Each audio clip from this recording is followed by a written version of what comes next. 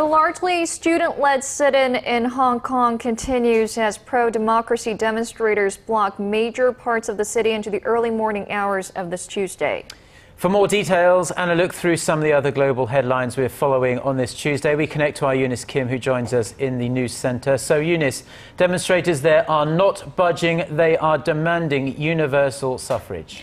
That's right, Mark, and it looks like much of the city will be shut down today as well, with schools in central Wan Chai and Western districts remaining closed, as will be the case for many of those businesses surrounding the main government complex, where thousands of people are still amassed. Our Connie Kim has this story.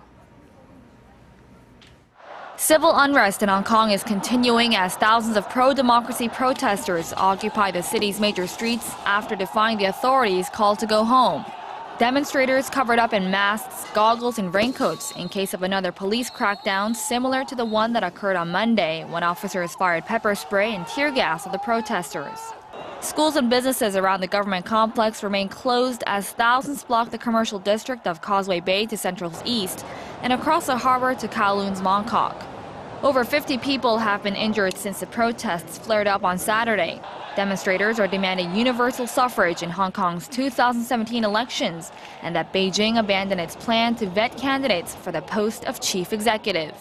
We have a simple message, is that we just want a democracy and a fair voting of choosing our chief executive of Hong Kong. Up until now, Beijing had been nominating the chief executive, and China was quick to warn other nations against supporting what it calls illegal rallies. We hope that related nations show a considerate stance regarding the protest in Hong Kong and do not send out a wrong message to protesters.